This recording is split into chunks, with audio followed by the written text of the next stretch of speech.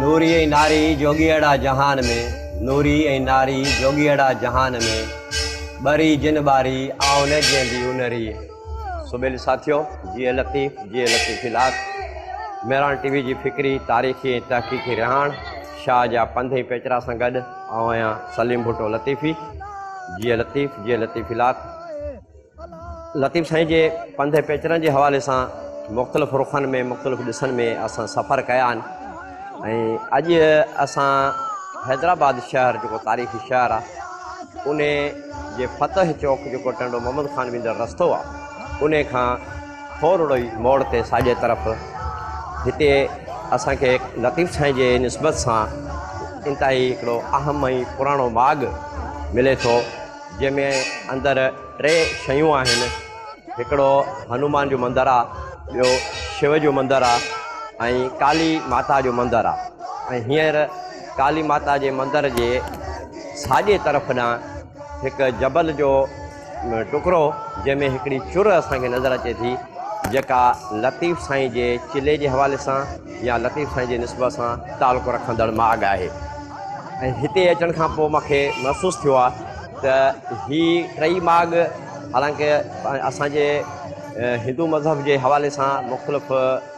सोच ऐं अक़ीदे रखंदड़ जेके धुरियूं आहिनि उन्हनि सां तालुक़ु रखनि था, पर हिते मां मुस्लमाननि खे बि ईंदे ॾिठो आहे ऐं ॾह परड़े जा फ़क़ीर जेके आहिनि उहे बि हिते नज़र अचनि था पिया। ऐं तारीख़ी तौर ते जेकॾहिं पोइते वेंदासीं त हीउ मंदरु तॾोके दौर में लतीफ़ साईं जे दौर खां ऐं उन खां अॻु ऐं पोइ बि कुझु अरसे ताईं इन हवाले सां ॾाढो अहम रहियो आहे त जॾहिं लाहूत या हंगलाज ॾे फ़क़ीरनि जूं टोलियूं जेके सफ़र करे यात्रा ते वेंदियूं हुयूं त हिंदुस्तान जे मैदानी इलाइक़नि जा जेके फ़क़ीर हुआ, सन्यासी, सामी, जोगी, गिरनारी या कनकट, कनकापट, कनचीर, कनोटिया ऐं बैरागी उहे सभु जो सभु टोलियूं पहिरियों हिंदुस्तान जे मैदानी इलाइक़नि मां हिन मंदर ते हाज़िरी भरींदियूं हुयूं। ऐं पोइ गंजे टकर जेको मुंहिंजे साॼे हथ ते पए थो हिकिड़ो सईदपुर टकर वारी टंडे मोहम्मद ख़ान खां बि अॻिते दरिया जे कप सां खाबी कंधी सां जेको हिकिड़ो वॾो सिलसिलो आहे जाबलू, उते जेके वरी इन्हनि फ़क़ीरनि जूं टोलियूं असांखे गॾु थींदे नज़र अचनि थियूं। ऐं इतां ई पोइ वरी अॻिते जेको सो दरिया पार करे नए 12 जेका पार करे ऐं ठटे जे रस्ते सां बंभोर जे रस्ते सां वरी जेके से अॻिते के लाहूती नूरानी ते वञनि था ऐं के जेके से फ़क़ीर जीअं मूं बैत पढ़ियो त जोगीड़ा जहान में नूरी नारी, त त जोगियुनि जा उहे नूरी ऐं नारी जेके ॿिनि हवाले सां क़िस्म ॿुधाए वञनि था उन्हनि ॿिन्ही जो हितां गुज़र थिए थो ऐं ईअं ई असांखे लतीफ़ाबाद जे टंडो फज़ल जेको पुराणो ॻोठु हुयो उते बि असांखे लतीफ़ साईं जो अवतारो नज़र अचे थो ऐं हीउ जेको मंदरु आहे इन मंदर ते अचण खां अॻु में बदीन में भॻत मेखण जी मढ़ी जेका सा उहा बि मशहूरु आहे ऐं उन खां पोइ हितां खां सिलसिलो अॻिते नानी ताईं यानी हंगलाज ताईं माण्हुनि जी यात्रा थिए थी ऐं इहो वक़्त जे हवाले सां जेकॾहिं ॾिठो वञे त इहो जनवरी फरवरी जे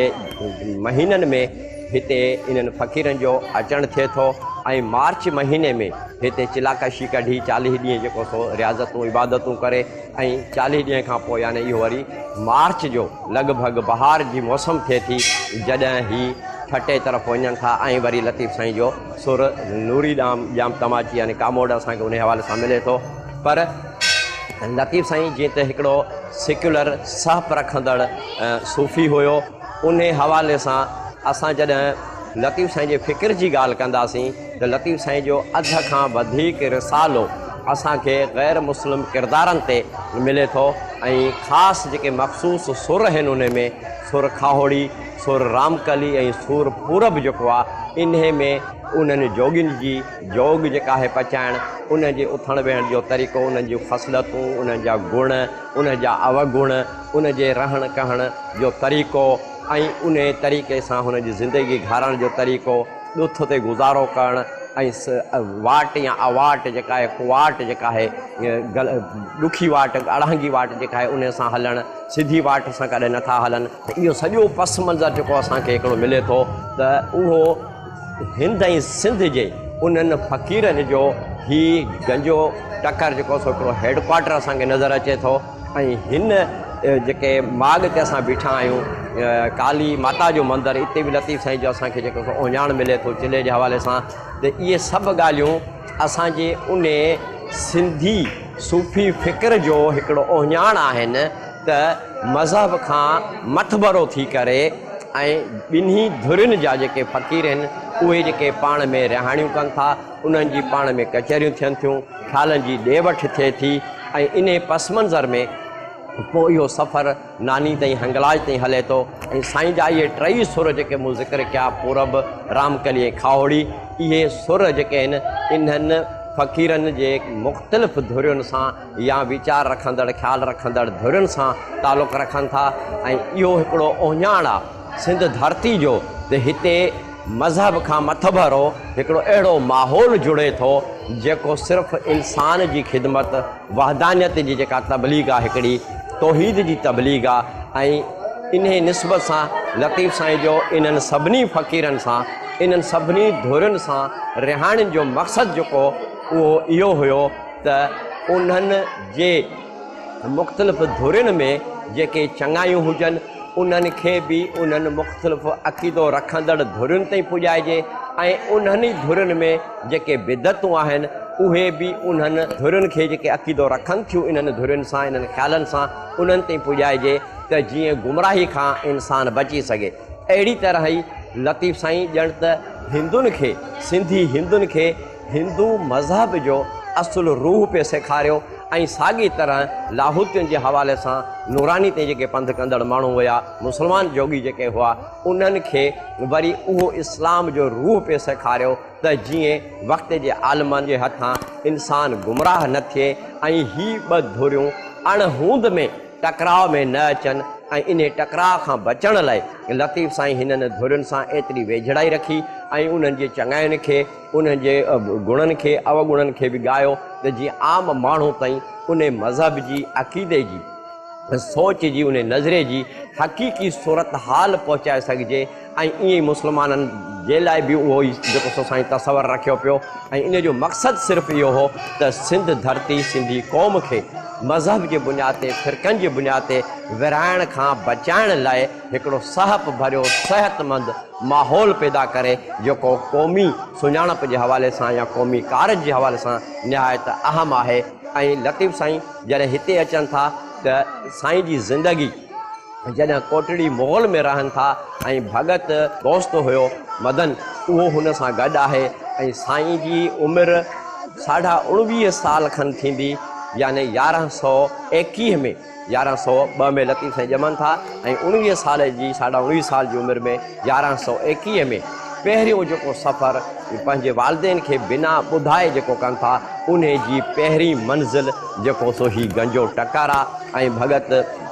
जेको सो हिन सां गॾु आहे ऐं उहो 4 साल जो सफ़र यानी 1121 खां 1124 ताईं 4 साल साईं जेको सो जोगियुनि स्वामियुनि सन्यासियुनि सां घुमियो ऐं हुन जूं इहे ॻाल्हियूं हुन जो रवायतूं रीतूं जेके मालूम कयूं ऐं जामे हिकु इंसानियत जे मक़सद लाइ उन्हनि मां चङायूं चूंडे आवाम सां जेके पंहिंजी शाइरी जे हवाले सां वीचार वंडिया आहिनि। सो वेल साथियो असां हिते हिकिड़ी नंढी साई वठंदासीं ऐं साही खां पोइ अॼोके पंधु पेचरे जे रिहाण सां कंहिं गंजे टकर जे कंहिं कुंड पासे ते वरी वधीक तव्हां सां वीचार वंडींदासीं। जीअं लतीफ़ इलाही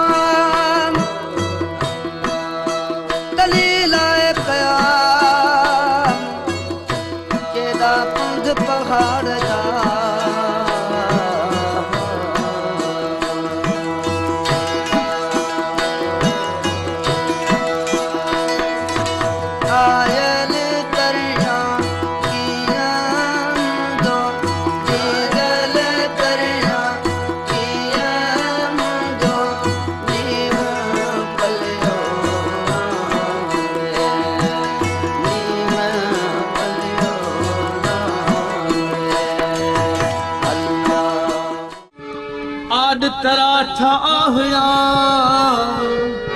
गत डाका डूंगर खे मिया हुजे वर विंदर जा से मारींदा मूंखे हुजे वर विंदर जा मारींदा मूंखे हाड़ो ही खे तूं लॻाइज छा लतीफ़ चवे ओ भला पहण पत्थरियूं आखियूं पहण पत्थरियूं आखियूं ओ खयम न को बि ख़र्च मिया खयम न को बि ख़र्च मिया समर खण जे सारे अच बरो चल मिया समर खण जे सारे अच बरो चल मिया अच बारो चल अच मिया वो पुनल जाम परच वाला मुठ छोड़ो तो मारे अच बारो चल अच जेको ॾुथ करे त डूंगर ॾोरण ॾाखड़ो जेको ॾुथ करे त डूंगर ॾोरण ॾाखड़ो छपर कीन ॾिए सुखड़ियूं सुतियुनि खे। सो ॿिए साथियो साही खां पोइ हिकु दफ़ो ॿीहर भलिकार मेहरान टीवी जे तारीख़ी तहक़ीक़ फ़िक्री रिहाण शाहजहाँ पंधे पेचरा सां गॾु ऐं सलीम भुट्टो लतीफ़ी जीअं लतीफ़िलात जीअं असां पहिरें सेगमेंट में तव्हांखे चयो त असां अॼु कंहिंजे डूंगर जे आसपास में कंहिं माग ते कंहिं कुंड ते तव्हां सां रिहाण कंदासीं ऐं उते थोरो तारुफ़ थी वियो त हीउ गंजे टकर जो सिलसिलो हैदराबाद शाही बाज़ार जेल वारे इलाइक़े खां वठी वरी फतेह चौक वटि जेको थोरो घणो कट आहे उन खां पोइ वरी हीउ सिलसिलो वेंदे टंडो मोहम्मद ख़ान खां अॻिते सईदपुर टकर वारी ऐं साॼे पासे सिंधू दरिया जो वोकिरो ऐं लतीफ़ साईं जे सफ़रनि सां जॾहिं हिन गंजे टकर खे असां सलाड़ियूं था त हीउ साईं जो पहिरियों डिघो सफ़र हो जेको साईं जी 19 साल ऐं कुझु महीना उमिरि हुई ऐं 1121 जो इहो दौरु हुयो जॾहिं साईं पहिरियों 4 साल जो डिघो सफ़र वालिदैन खे ॿुधाए बग़ैर कयो हो। ऐं जीअं अॻु में असां ॻाल्हि कई त हिंद सिंध जे फ़क़ीरनि जो जेके हंगला जे लाहौत ताईं वेंदा हुआ उन्हनि जो मिलणु या रिहाणियूं करणु ऐं चिलाकशी कढणु हिकु मंज़िल गंजो टकर बि हुई ऐं लतीफ़ साईं पहिरें सफ़र में पहिरीं मंज़िल जेका कई सा बि गंज टकर ते ऐं मदन भगत जेको संदसि गॾु हुयो। ऐं हिते जॾहिं असां ॻाल्हि कयूं था त हिन गंज टकर में उन्हनि सन्यासियुनि फ़क़ीरनि जोगियुनि वैरागियुनि बैरागियुनि जी जेका जमायत हुई मुख़्तलिफ़ इलाइक़नि खां हिते पहुचंदी हुई ऐं अॻिते सफ़र जारी रखंदा हुआ। ऐं हिते जेके उन जी रिहाणियूं थींदियूं हुयूं उन जा गुण अवगुण उन जी जमायत ऐं उन जो कमु करण जो तरीक़ो, इहो सॼी सूरत हाल खे जेकॾहिं ॾिसूं था त हीअ हिकु मुनज़िम गिरोह, हिकु मुनज़िम तहरीक असांखे नज़र अचे थी। ऐं उन जा के उसूल के मयार बि मुक़ररु थियल आहिनि त कंहिंखे जोग जो जोगी कजे। जीअं लतीफ़ साईं जो हिकिड़ो बेत आहे त जोगी तुंहिंजी जोग में ॻाल्हि घुरिजे गच, जोगी तुंहिंजी जोग में ॻाल्हि घुरिजे गच, वढियो चीरियो चिचरियो पर में उभो पच, सोई ॿारज मच जीअं आतिशां आब थिए। त अहिड़ो कठिन सफ़र, अहिड़ी कठिन शर्तनि ते उन जमायत जो जोगी थियणु, इन पस मंज़र में ॾिसूं था त गंजे टकर जी अहमियत ऐं गंजो टकर बज़ाते ख़ुदि जेको इन्हनि धुरियुनि जो मर्कज़ रहियो, उन हवाले सां असांखे कुझु सुरखावड़ी में बेत मिलनि था। जीअं बेत आहे त गंजे ॾूंगर गाम जी पई जनी परख, वारे सभु वर्क लोचे लाहूती थिया। या गंजे ॾूंगर गाम जी पई जनी बास, छॾे सभु लिबास लोचे लाहूती थिया। गंजे ॾूंगर गाम जी पई जिन पणी, छॾे निंड घणी लोचे लाहूती थिया। गंजे ॾूंगर गाम जी पई जनी सुध, ॿी छॾे ॿुध लोचे लाहूती थिया। पही छपर पस गंजे ॾूंगर गाम जो, तोखे ॾींदा ॾस ॾोथी आहिनि ॾेह में। हाणे इन में हिकु बेत अञा मख़सूसु रहे थो, गंजे ॾूंगर गाम जो पयो जिन परो, छॾे खेट खरो लोचे लाहूती थिया। हाणे इन्हनि बेतनि जे पस मंज़र में ॾिसूं था त समाज जा मुख़्तलिफ़ तबिका, मुख़्तलिफ़ गिरोह जेके हिन गंजे टकर जे मर्कज़ी क़यादत सां अची सलाहजनि था, पंहिंजी सुञाणप पंहिंजी किरतकार छॾे हिन जमायत सां गॾिजनि था। ऐं तारीख़ी तौर ते हीउ ज़मानो नवाब सादिक ठटे ते असांखे मुग़लनि जो नुमाइंदो नज़र अचे थो। उत्तर सिंध में जेके असांखे कल्होड़ा पंहिंजे इक़्तिदारी ऐवाननि तरफ़ सफ़र कंदे नज़र अचनि था पिया। ऐं कल्होड़ा ऐं मुग़ल सहमति आहिनि त सिंध जूं हक़ीक़ी जेके आज पहले झेड़ींदड़ धुरियूं ऐं अपखंड जे ॿियनि इलाइक़नि में जेके तॾोके इक़्तिदार जे ख़िलाफ़ मुख़्तलिफ़ तहरीकूं पियूं हलियूं, उन्हनि तहरीकुनि जा इहे मुख़्तलिफ़ गिरोह, मुख़्तलिफ़ धुरियूं, हम ख़्याल धुरियूं जेके हम क़दम थियूं पिए पाण में हिन गंजे ॾूंगर जे हिन इलाइक़े में, हिन मक़ाम ते। त उहो दौरु जेको कल्होड़नि जो ऐं मुग़लनि जो दौरु हुयो, त उन दौर में ख़ालसा जागीरूं जेके हे माण्हुनि खे, ज़मींदारनि खे, सरदारनि खे, वॾेरनि पीरनि खे ॾिनियूं वेंदियूं हुयूं। ऐं पोइ उन में सदियुनि खां रहंदड़ माण्हू बि जेके उन्हनि जा ग़ुलाम रखिया वेंदा हुआ। ऐं बटाई जो तरीक़ो इहो हो जो ॾहों हिसो बि हारी खे मस नसीबु थींदो हो। ऐं कॾहिं कॾहिं कण ते ज़मीनूं हूंदियूं हुयूं त हुननि जो माल बि मारियो वेंदो हो। ऐं जे अञा पूरत न थी त कॾहिं कॾहिं नंग बि मारिया वेंदा हुआ। त लतीफ़ साईं जी इहा खावड़ की ख़ैर जॾहिं इन पूरे समाज जे इस्तिसाल ऐं इन ग़ुलामी जे ॾाढ खे जॾहिं महसूसु कयो त हिन हम ख़्याल धुरियुनि खे गॾु करण लाइ ऐं समाज खे ख़ुशहाली मोटाए ॾियण लाइ ऐं पंहिंजी क़ौम जे आजिबे लाइ जेका हम ख़्याल धुरियुनि जी इहा तहरीक खावड़ की ख़ैर जे हवाले सां हलाई, उन जे तवसल सां उन जी मार्फत उन साल इहो ऐलान कयो वियो त भई ज़मीनूं जेके असां कयूं था, उपत जेका असां ज़मींदारी या ज़ालिम ग़ासिब जेको हाकिम आहे उहो खणी थो वञे, पोरियो बि असांजो आहे। इहो अण सिधी तरह ॼण त असां क़ाबिज़ धुरियुनि खे हिकिड़ी ताक़त बख़्शूं था इक़्तिसादी तौर ते। ऐं साॻे वक़्तु असांजे समाज जी जेका आहे इक़्तिसादी जेको सो इस्तिहसाल थिए थो, अञा बि जेको सो बदहाली में वञे थो। त उन साल ख़ालसा वीरान करण लाइ, जागीरूं वीरान करण लाइ यानी आबाद न करण जो जेको सो फ़ैसिलो कयो वियो। ऐं उन साल माण्हू ॾुथ ते गुज़ारो करणु लॻा। जेको जंहिं वटि अन्न पाणी हुयो, माल मता हुयो, उहो खणी जंगलनि तरफ़, थर जबल ऐं हिन गंजे ॾूंगर तरफ़ हलिया आया। ऐं ॾुथ जे मूं ॻाल्हि कई त हीउ जबल सरीख़ो न आहे ऐं जबल में हेठि मथायूं आहिनि, विच में मैदानी इलाइक़ा बि आहिनि। तॾो की सिंध में बरसातुनि जे घणे तादाद पवण सां उहे इलाइक़ा यकीननि झंग जे हवाले सां ऐं आबादी जे हवाले सां झंगली जेका ॾुथ आहे, जेको मेवो थिए थो उनखे ॾुथ सॼे थो, उहो सॼो जेको सो हिते माहौल उहो हूंदो। ऐं पोइ उहे फ़क़ीर ऐं उहे माण्हू जेके ख़ालसा वीरान करे आया, उन्हनि हिते जेको सो अची गुज़रान शुरू कयो। ऐं उन साल ठटे जी नवाबी जे मातहत 4 सरकारियुनि में ढल जी ओगाड़ी इन्हनि जागीरुनि आबाद न करण जे करे एतिरी घटि थी जो नवाब सादिक खे दहली जे सालियाने ॾन जी रक़म पूरी करण में जेका असां नाकामी थी, तंहिंखां पोइ ही सिंध जो बाक़ी इलाइक़ो ठटो जेको उहो बि कलहोड़नि खे ॾिनो वियो। त हीअ लतीफ़ साईं जी खावड़ी तहरीक जे प्लेटफॉर्म तां हिकु पहिरियों फ़ैसिलो हो जंहिं अमली तौर ते फ़ैसिलो कयो ऐं अमली नतीजो ॾिनो, जंहिंजे एवज़ सिंध विरहायल सिंध गॾियल सिंध थी ऐं सिंध जो उहो इलाइक़ो जेको धारियुनि जे कब्ज़े हेठि हो उहो गॾियल सिंध जे रूप में वरी पंहिंजे मक़ामी माण्हुनि जे हथ हेठि आयो। त इहे समाज जा मुख़्तलिफ़ तबिका जेके हिन खावड़ खे ख़ैर सां अची गॾिया ऐं उन्हनि जो इहो किरदारु जेको पोइ सिंध जे आजिपे ख़ुशहाली जो सबबु बणिजे थो। सो वेल साथियो, असां हिते हिकिड़ी नंढड़ी साई वठूं था। साही खां पोइ हिन ई बाग़ ते वरी कंहिं ॿी कुंड खां वरी तव्हां सां वधीक वीचारूं ॾींदासीं। जीअं लतीफ़ इलाह।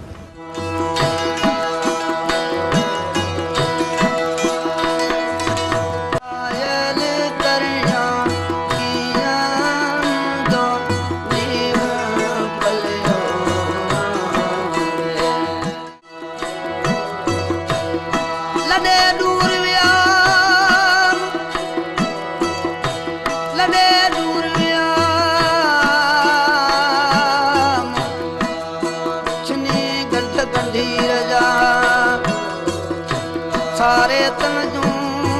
सूरतूं लड़े लुढ़क पिया, सारे तंजूं सूरतूं लड़ी लुढ़क पिया, दलीलाए कया केदा पंध पहाड़ जा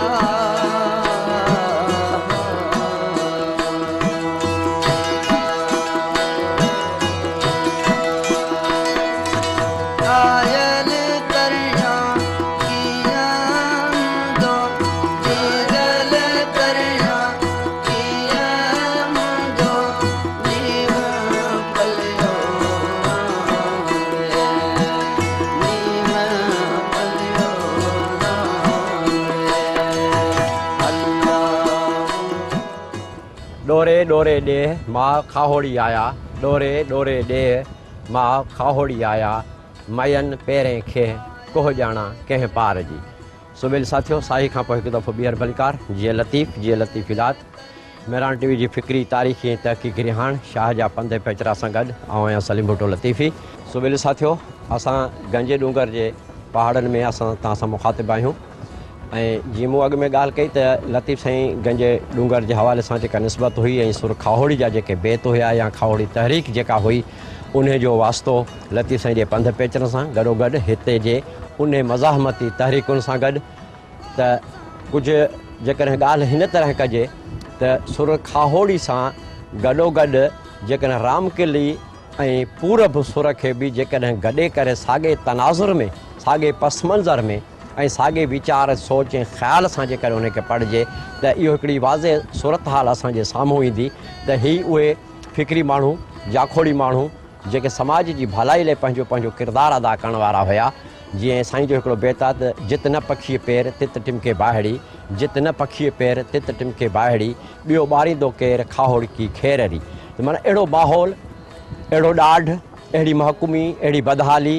ऐं अहिड़ी जेका सा ओवरऑल सूरत हाल ॾुखी थी पए, जिथे का वाह न हुजे, जिथे को सहारो रस्तो न मिले, त उते ही खाहोड़ी जेके सचा फ़क़ीर आहिनि, जेके अलहलोक फ़क़ीर आहिनि, जेके हर क़िस्म जे मतभेद खां मथभरा आहिनि, उन्हनि जो उहो फ़िक्र आहे जेको जित न पखीअ पेर तित टिमके बाहिड़ी, ॿियो ॿारींदो केरु खाहोड़ की खेररी। त इन हवाले सां जॾहिं असां हिन गंजे डूंगर जे उन मरकज़ी हैसियत जेका आहे तहरीक जे हवाले सां, मज़ाहमत जे हवाले सां, शऊर जे हवाले सां, जागरता जे हवाले सां त ॿिया सुर जॾहिं सलाहियूं था त असांखे 36 बेत सुर रामकली में अहिड़ा मिलनि था जेके हिकिड़ो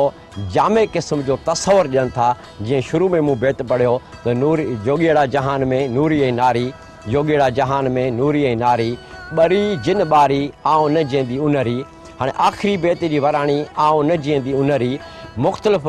धुरियुनि सां तालुक़ु रखंदड़ फ़क़ीर सनासी जोगी वैरागी जेके बि आहिनि उन्हनि जा जेके ख़्याल उन जा जेके रस्म जेके इतवार आहिनि जेके उन जा गुण आहिनि जेके उन जा औसाफ़ आहिनि जेके उन जा सुख़ुन आहिनि उन्हनि खां लतीफ़ साईं एतिरो मुतासिर थिए थो जो चए थो त आउं न जींदी उनरी 36 बेत असांखे सुर रामकली में इन हवाले सां मिलनि था ऐं इन ई सुर रामकली खे खावड़ी जी निस्बत सां ॻंढे जन अॻिते वधूं था त वरी असांखे हिकिड़ो बेत नज़र अचे थो त धड़ गॼो धूड़ सी लिका भिड़नि लोक में धड़ गॼो धूड़ में लिका भिड़नि लोक में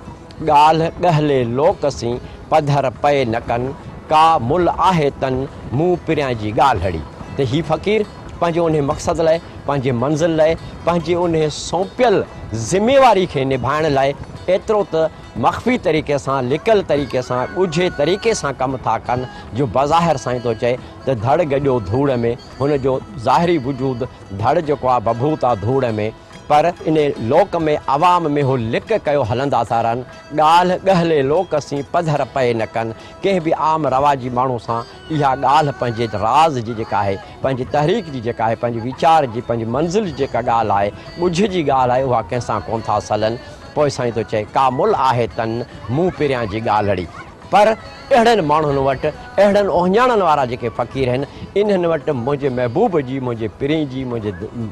धुर जी मुंहिंजे नज़रिए जी मुंहिंजी सोच जी मुंहिंजी क़ौम जी जेको सो का अमुल अमानत आहे जेका उहा सांढियो ऐं लोक में लिका ऐं घुणनि था पिया यानी हलंदा था वञनि त अहिड़ा असांखे तक़रीबन 11 बेत अहिड़ा मिलनि था जेके इहे बुज़ुर्ग इहे फ़क़ीर इहे सन्यासी लिक करे आम माण्हुनि में जेको सो पंहिंजे मक़सद सां लॻा रहनि था ईअं ई असां जेकॾहिं अॻिते वधंदासीं त सुर रामकली में असांखे वरी 8 बेत अहिड़ा था मिलनि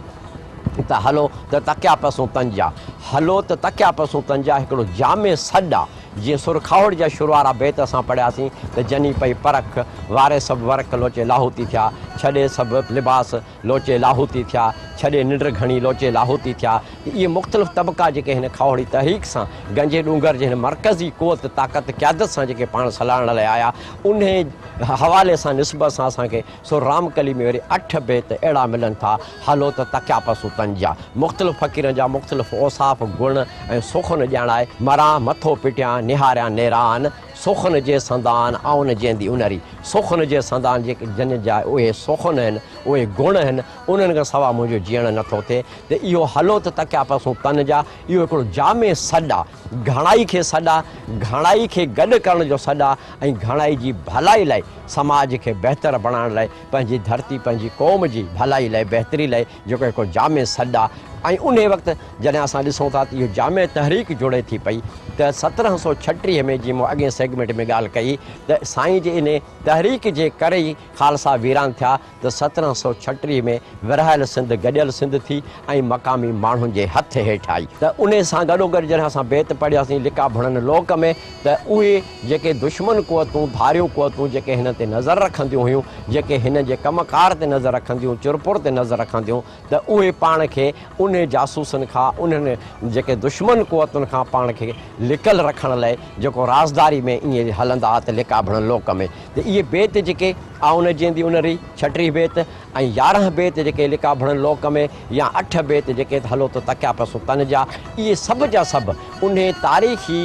ॻाल्हि ते दौर ते दलालत कनि था त लतीफ़ साईं जे हवाले सां हुन जे पंध पेचरनि जे हवाले सां उन हम ख़्याल धुरियुनि सां सहकारी दौरा हुया हम ख़्याल धुरियुनि खे हम क़दम बणाइण लाइ उहे सहकारी दौरा हुआ हिंद सिंध जा ऐं उन्हनि माण्हुनि खे गॾु करे हिकिड़ो बहितर समाज जोड़ण लाइ जंहिंजो तस्वर साईं मारवी में ॾिनो न का झल न पल न को रावर ॾेह में आणियो विझनि आहरे रोड़ियो रता गुल मारू पाण अमुल मलीरो मर करणो त उहो आइडियल समाज जेको हुयो जेको साईं वटि समाज जो तस्वुरु हुयो उमरकोट जे इक़्तिदारी ऐवाननि जे बरख़िलाफ़ ज़िद में जेको